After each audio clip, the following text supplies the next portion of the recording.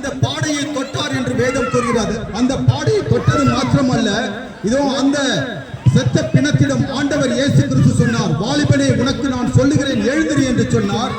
உடனே அந்த வாலிபன் செத்த அந்த பிணம் உயிரோடு எழுந்தது. அது மாத்திரமல்ல, ஆண்டவர் இயேசு கிறிஸ்து இதோ செத்த பிணங்களையும் உயிரோடு எழுப்பினார். குருடர்களை பார்க்க செய்தார், முடவர்களை நடக்க செய்தார். அவர் மனது உருக்கமுடையவராய் ஒவ்வொரு நாளும் ஜனங்களை தேடி சென்று அவர் நன்மை செய்து கொண்டே சென்றார். அவருடைய வாழ்வின் கடைசியிலே அவர் தம்மையே நமக்காக பலியாக ஒப்புக் கொடுத்தார். நாம் சிலுவையிலே அறையப்பட்ட இயேசு கிறிஸ்துவை சற்று நேரம் நாம் யோசித்து பார்ப்போம். அவருடைய கரங்களில் ஆணிகள் கடாவப்பட்டது, ஆணிகள் தொலைக்கப்பட்டது, கால்களில் ஆணிகள் தொலைக்கப்பட்டது, தலையில் முள்முடி வைத்து அடித்தார்கள், முகத்திலே காரி துப்பினார்கள். ஆண்டவர் பயங்கர கொடூரமான வேதனைகளை அவர் சகித்தார். ஏன் என்று சொன்னால் நாம் பாவ மன்னிப்பு அடைய வேண்டும். நாம் நம்முடைய உடலை வருத்திக் கொண்டால், நாம் சில இடங்களிலே பார்க்கிறோம், மனிதர்கள் தங்களை வருத்திக் கொள்வதை பார்க்கிறோம், உடலெல்லாம் குத்திக் கொள்வதை பார்க்கிறோம், உடலெல்லாம் கம்பியினாலே இரும்புகளினாலே குத்திக் கொண்டு அவர்கள் தங்களை வருத்திக் கொண்டு இருப்பதை பார்த்து இருக்கிறோம். பல பேர் பல புண்ணிய தலங்களுக்கு அவர்கள் நடந்து செல்கிறார்கள். புண்ணிய ஸ்தலங்களுக்கு பல 100 மைல்கள் நடந்து தங்களை வருத்திக் கொள்வதை பார்க்கிறோம். ஏன் என்று சொன்னால் அவர்கள் பாவ மன்னிப்பு அடைய வேண்டும் என்பதற்காக, பாவ மன்னிப்பு அடைய வேண்டும் என்பதற்காக மனிதர்கள் தங்களை வருத்திக் கொள்கிறார்கள், புண்ணிய தலங்களுக்கு செல்கிறார்கள். ஆனால் பரிசுத்த வேதாகமம் கூறுகிறது, ரத்தம் சிந்துதல் இல்லாமல் பாவ மன்னிப்பு இல்லை என்று சொல்லி. ஆகவேதான் கடவுள் பாவமே அறியாதவர், கடவுள் மகா பரிசுத்தர்.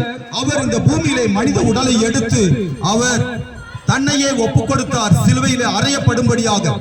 அவர் ரத்தம் சிந்தி மரித்தார். யாருக்காக என்று சொன்னால் உங்கள் ஒவ்வொருவருக்காகவும் எனக்காகவும். இந்த பூமியில் வாழ்கின்ற ஒருவரும் சொல்ல முடியாது எனக்காக இயேசு மரிக்கவில்லை என்று சொல்லி. ஒவ்வொரு மனிதனுக்காகவும் ஆண்டவர் இயேசு கிறிஸ்து தன்னையே பலியாய் ஒப்புக் கொடுத்தார். அவர் ரத்தம் சிந்தினார்.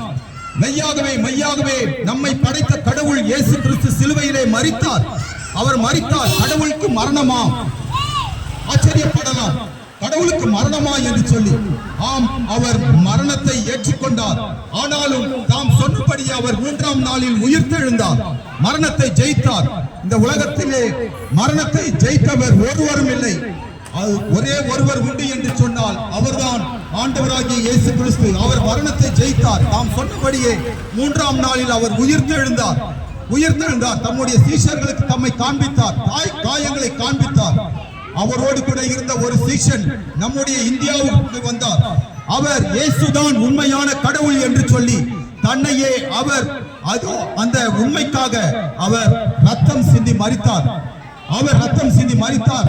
இயேசுதான் அந்த உண்மையான கடவுள் என்று சொல்லி அவர் பறைசாற்றினார். இன்றும் பல இடங்களில், இதோ என்னை போல பல இடங்களில் ஆண்டவர் இயேசுவே அந்த உண்மையான கடவுள் என்று அறிவிக்கிறார்கள். இதிலே இந்த உலக பிரகாரமான எந்த ஒரு ஆதாயமும் இல்லை. ஆனால் ஆண்டவர் இயேசு கிறிஸ்து, இதோ அவரிடத்திலே எங்களுக்கு கைமாறு ஆதாயம் இருக்கிறது. நாங்கள் என்ன சொல்கிறோம் என்று எங்களுக்கு தெரியும். இது மிகப்பெரிய சத்தியம். ஒவ்வொரு மனிதனுக்கும் கடவுள் தேவை. நம்முடைய வாழ்வு ஒரு முடிவுக்கு வரும். மரணத்தோடு கூட நம்முடைய வாழ்க்கை, இந்த பூமி வாழ்க்கை முடிந்து விடுகிறது. ஆனால் மரணத்திற்கு பிறகு நம்முடைய ஆத்மா ஒரு நாளும் அழியாது. என் அன்புக்குரியவர்களே, நம்முடைய உடல் வேண்டுமானால் எரிக்கப்படும் அல்லது புதைக்கப்படும். ஆனால் நம்முடைய ஆத்மா நாம் இந்த பூமியிலே வாழ்ந்த வாழ்க்கைக்கு ஏற்ற ஒரு பலனை அடையும். கடவுளுக்கு முன்பாக நாம் ஒவ்வொரு வறுமை நிற்க வேண்டும். கடவுள் இந்த பூமியிலே நாம் வாழ்கிற நம்மை ஒவ்வொருவரையும் அறிந்திருக்கிறார். அவர் அறிந்திருக்கிறார். நம்முடைய எண்ணங்களை அறிந்திருக்கிறார். நம்முடைய பேச்சை கேட்கிறார். நம்முடைய செயல்களை பார்க்கிறார். ஒரு நாளில் கடவுளுக்கு முன்பாக நியாய தீர்ப்புக்கு நாம் ஒவ்வொருவரும் நிற்க வேண்டும். இந்த பூமியில எப்படி வேண்டுமானால் வாழ்ந்து கொள்ளுங்கள் என்று சொல்லி கடவுள் நம்மை விட்டுவிடவில்லை. நாம் பரிசுத்தமாய் வாழ வேண்டும் என்று சொல்லி கடவுள் நம்மை அழைக்கிறார். அந்த உண்மையான கடவுள் இயேசு கிறிஸ்துவே. இயேசுவை உங்களுடைய சொந்த ஆண்டவராக இரட்சகராக ஏற்றுக்கொண்டு பாருங்கள். உங்கள் வாழ்க்கையிலே பரிசுத்தம் உண்டாகும். பாவ வாழ்க்கையில் இருந்து ஒரு விடுதலை கிடைக்கும். எது பாவம் என்று சொன்னால் பரிசுத்த வேதம் கூறுகிறது, நம்மை தேடி வந்த நமக்காக சிலுவையில் மரித்த இயேசு கிறிஸ்துவை நாம் மறுதலிப்போம் என்று சொன்னால் அதுதான் மிகப்பெரிய பாவம். இயேசு கிறிஸ்துவை, நம்மை உண்டாக்கிய கடவுளை, நம்முடைய இரட்சகரை, நம்மை நியாயம் தீர்க்க போகிற தேவாதி தேவன் இயேசு கிறிஸ்துவை நாம் மறுதலிப்போம் என்று சொன்னால் அதுவே மிகப்பெரிய பாவம் என்று சொல்லி வேதம் கூறுகிறது. இந்த நாளிலே இதோ உங்களை பயமுறுத்தும்படியாக, அச்சுறுத்தும்படியாக இந்த வார்த்தைகளை கூறவில்லை. மாறாக நீங்கள் எங்களோடு கூட, நாங்களும் பரலோகத்திலே ஒரு நாள் ஆண்டவர் இயேசுவோடு கூட இருப்போம். அந்த நித்திய பேரின்பத்திற்குள்ளாக நீங்களும் வர வேண்டும். நீங்களும் ஒரு நாளில் இயேசுவோடு கூட பரலோகத்திலே இருக்க வேண்டும் என்பதற்காக அந்த ஒரு எண்ணத்தோடு தான் இப்பொழுது இந்த நற்செய்தியை உங்களுக்கு பகிர்ந்து கொண்டிருக்கிறோம். என் அன்புக்குரியவர்களே, இயேசுவை உங்களுடைய உள்ளத்தில் ஏற்றுக்கொள்வீர்களா? இந்த நாளிலே ஆண்டவர் இயேசு கிறிஸ்து உங்களை அழைக்கிறார். ஆண்டவர் இயேசு கிறிஸ்து உங்களை நேசிக்கிறார். உங்கள் மீது மிகுந்த அக்கறை உள்ளவராய் இருக்கிறார். உங்களுடைய துக்கங்களை சந்தோஷமாக மாற்றும்படியாக இயேசு கிறிஸ்து உங்களை அழைக்கிறார். உங்களுடைய துன்பங்களை இன்பமாக மாற்றும்படியாக இயேசு கிறிஸ்து அழைக்கிறார். ஆண்டவர் இயேசு கிறிஸ்து உங்களுடைய வேதனையை மாற்ற முடியும். இதோ நான் கூட ஒரு நாளில் கடவுளை இல்லாமல், இயேசு இல்லாத ஒரு வாழ்க்கை வாழ்ந்து கொண்டிருந்தேன். இயேசு இல்லாத ஒரு வாழ்க்கை, எல்லா விதமான பாவ பழக்க வழக்கங்கள் என்னிடத்தில் இருந்தது. எல்லா விதமான பாவ பழக்க வழக்கங்கள் இருந்தது. ஆனால் அவை எல்லாம் ஒரு நாளில் என்னை பயங்கரமான ஒரு முடிவுக்கு கொண்டு வந்தது. தற்கொலை செய்து கொள்ள வேண்டும், அதுதான் எனக்கு நிம்மதி என்று நினைத்தேன். அப்பொழுதுதான் ஆண்டவர் இயேசு கிறிஸ்து எனக்கு வெளிப்பட்டு சொன்னார், நீ வாழ வேண்டும் என்று சொன்னால் உன் பாவத்திலிருந்து மனம் திரும்பி என்று சொன்னார். அப்ப அந்த நாளிலே தான் என்னுடைய வாழ்க்கையில ஒரு மாற்றம் ஏற்பட்டது. எல்லா பாவ பழக்க வழக்கங்களில் இருந்து மனம் மாறி இயேசுவை என்னுடைய சொந்த ஆண்டவராக, இரட்சகராக ஏற்றுக்கொண்ட பிறகு என்னுடைய வாழ்க்கையிலே எல்லா நன்மைகளையும் ஆண்டவர் எனக்கு செய்ய ஆரம்பித்தார். ஆண்டவர் இயேசு கிறிஸ்து இந்த நாளிலே கூட ஒவ்வொருவரையும் அழைக்கிறார். இதோ நாங்கள் மதத்தை பிரச்சாரம் செய்யவில்லை, ஆனால் கடவுளை பிரச்சாரம் செய்கிறோம். உங்களையும் என்னை படைத்த கடவுள் இயேசு கிறிஸ்துவே. அவரே நம்மை ரட்சிக்க வல்லவர், அவரே நம்மை காப்பாற்ற வல்லவர், அவரே நம்மை நியாயம் தீர்க்கிற நியாயாதிபதியாய் வரப்போகிறார். மிக சீக்கிரத்திலே அந்த நிகழ்வு அது இந்த பூமியிலே நடக்க போகிறது. எது நடந்தாலும் நடக்காவிட்டாலும் இயேசு கிறிஸ்துவினுடைய வருகை இந்த பூமியிலே இருக்கிறது. இயேசு கிறிஸ்து இந்த பூமியிலே வரப்போகிறார். நியாயம் தீர்க்கிற நியாயாதிபதியால் வரப்போகிறார். மிகுந்த வல்லமையோடு வரப்போகிறார். அவர் ஒவ்வொருவருடைய செயலுக்கேற்ற நியாய தீர்ப்பை அவர் வழங்கப் போகிறார். மனம் திரும்பி ஆண்டவர் இயேசு கிறிஸ்துவை நோக்கி உங்களுடைய மன்றாட்டை எழுப்பி பாருங்கள். இயேசுவே, நான் பாவம் செய்து விட்டேன் என்று சொல்லி பாருங்கள். ஒரு நாளும் நினைக்காதிருங்கள் என்னை கேட்பவர் யாரும் இல்லை என்று சொல்லி. நீங்கள் எந்த ஒரு பாவ பழக்க வழக்கத்தில் இருந்தாலும் இந்த நாளிலே மனம் திரும்பும்படியாக ஆண்டவர் இயேசு கிறிஸ்து அழைக்கிறார். குடிப்பது பாவம், பொய் சொல்வது பாவம், சிகரெட் பிடிப்பது பாவம், கஞ்சா அடிப்பது பாவம், விபச்சாரம் செய்வது பாவம், பொய் சொல்லுதல் பாவம், பிறரை ஏமாற்றுவது பாவம். இந்த பாவத்தில் இருந்தெல்லாம் மனம் திரும்பும்படியாக இயேசு கிறிஸ்து அழைக்கிறார். என் அன்புக்குரியவர்களே, உங்கள் இருதயத்திலே ஆண்டவர் இயேசு கிறிஸ்துவை ஏற்றுக்கொண்டு பாருங்கள். அவரே உங்களை பரிசுத்தமாக மாற்ற வல்லவர். இயேசு கிறிஸ்து உங்களுக்கு நல்வாழ்வை அளிக்கும்படியாக ஆண்டவர் இயேசு கிறிஸ்து உங்களை அழைக்கிறார். ஆண்டவர் இயேசு கிறிஸ்து மிகவும் மிகவும் அவர் நல்லவர், உங்களை நேசிக்கிறார். உங்கள் இருதயத்திலே அந்த உண்மையான கடவுளுக்கு நீங்கள் இடம் கொடுப்பீர்கள் என்று சொன்னால் உங்கள் வாழ்க்கை சந்தோஷமாக மாறும். உங்கள் வாழ்க்கை சந்தோஷமாக மாறும். இந்த வேளையிலும் கூட இங்குள்ள எல்லா குடும்பங்களுக்காகவும், சிறு பிள்ளைகளுக்காக, குழந்தைகளுக்காக, தாய்மார்களுக்காக, இதோ குடும்ப தலைவர்களுக்காக நாங்கள் ஒரு சிறு ஜபத்தை, ஒரு பிரார்த்தனை ஏறெடுக்க போகிறோம். இப்பொழுது நீங்களும் கூட இயேசுவே என்று சொல்லி பாருங்கள். இயேசுவே, எனக்கு உதவி செய்யுங்கப்பா என்று சொல்லி பாருங்கள். வெளியில் வேண்டுமானால் நம்முடைய முகத்திலே சிரிப்பு காணப்படலாம், ஆனால் உள்ளத்திலே எவ்வளவு பெரிய துக்கங்கள் இருக்கிறது என்று கடவுள் ஒருவரே அறிவார். உங்களுடைய வாழ்க்கையில இருக்கக்கூடிய துன்பங்கள், வேதனைகளை மாற்ற ஆண்டவர் இயேசு கிறிஸ்து விரும்புகிறார். உங்கள் வறுமைகளை மாற்ற இயேசு கிறிஸ்து விரும்புகிறார். உங்கள் வாழ்வை மாற்ற இயேசு கிறிஸ்து விரும்புகிறார். ஆண்டவர் இயேசு கிறிஸ்து நம்முடைய கண்ணீரை துடைத்து நமக்கு சந்தோஷத்தை தந்து, நிரந்தரமான சந்தோஷம். நம்முடைய உலகத்திலே பாவத்தினால் வரக்கூடிய சந்தோஷம் அது தற்காலிக சந்தோஷம். ஒரு சினிமாவை பார்ப்போம் என்று சொன்னால் ஒரு 2 மணி நேரத்திற்கு நமக்கு உள்ளத்தில் ஒரு ஆறுதல் கிடைக்கும். ஆனால் அதன் பிறகு நம்முடைய பிரச்சனையை அந்த சினிமா தீர்த்து வைக்காது. சினிமா நடிகர்கள் தீர்த்து வைக்க மாட்டார்கள். நம்முடைய மறைவிலே நாம் வடிக்கக்கூடிய கண்ணீரை பார்த்து நம்முடைய கண்ணீரை துடைக்கிற ஒரே ஒரு தேவன், எல்லாவற்றையும் காண்கிற அந்த உண்மையான கடவுள் இயேசு கிறிஸ்துவே நமக்கு நம்முடைய துக்கத்தை மாற்றி நம்மளுக்கு சமாதானத்தையும் சந்தோஷத்தையும் தருகிற தேவன். அவர் உங்களை இந்த நாளிலே அழைக்கிறார். உங்கள் இருதயத்திலே இயேசுவே என்று சொல்லி பாருங்கள். என் இருதயத்தில் வாருமப்பா என்று சொல்லி பாருங்கள். ஆண்டவர் இயேசு கிறிஸ்து மெய்யாகவே மெய்யாகவே உங்களை நேசிக்கிறார், உங்களை அறிந்திருக்கிறார்.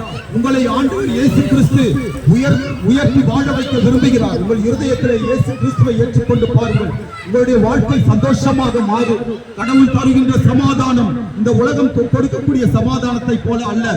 ஒரு தவறிலே நாம் ஈடுபடும் பொழுது தற்காலிகமான ஒரு சந்தோஷம், ஒரு சமாதானம் வரும்.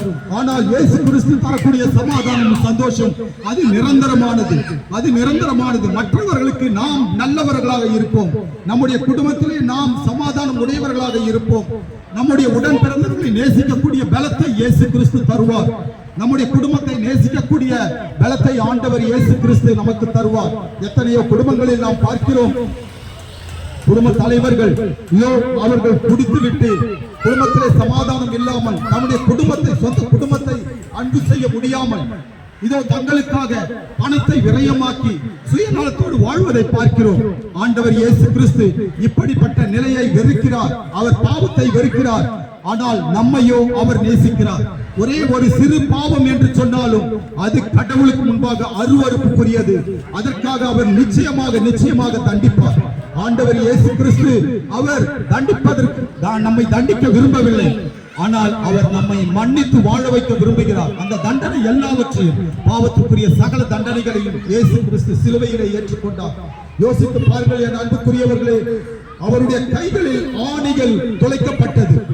அவருடைய கைகளை அவர் நீட்டிக் கொடுத்தார். சிலுவை மரத்திலே அவருடைய மாசற்ற கரங்கள் ஆணிகளால் துளைக்கப்பட்டது, கால்கள் ஆணிகளால் துளைக்கப்பட்டது. அவருடைய தலையில் முள்முடி வைத்து அடித்தார்கள்.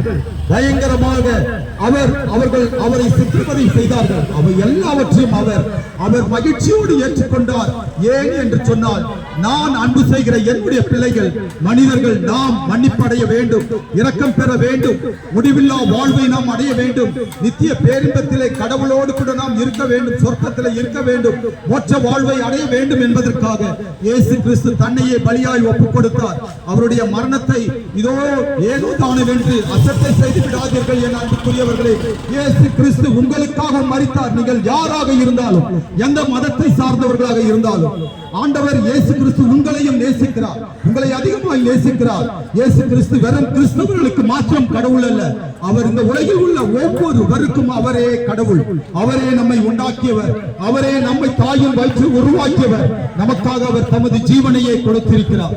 அவர் மீண்டுமாக இந்த பூமிக்கு வரப்போகிறார். இயேசு கிறிஸ்து பூமிக்கு வரப்போகிறார். மனம் திரும்புங்கள், மனம் திரும்புங்கள். இயேசுவை உங்களுடைய சொந்த ஆண்டவராக, இரட்சகராக ஏற்றுக்கொண்டு பாருங்கள். நாங்கள் இப்போது ஒரு சிறு பிரார்த்தனை உங்களுக்காக ஏறெடுக்கிறோம். எங்களை மிகவும் அதிகமாய் நேசிக்கிற அன்பின் தகப்பனே இயேசு மகாராஜாவே, நாங்கள் நன்றியோடு துதிக்கிறோம். இந்த மாலை வேளையிலே ஆண்டவரே, இந்த இடத்திலே உமது வார்த்தைகளை பகிர்ந்து கொள்ளும்படியாய் அப்பா எங்களுக்கு தந்த இந்த சந்தர்ப்பத்திற்காக உமக்கு நன்றி செலுத்துகிறோம்.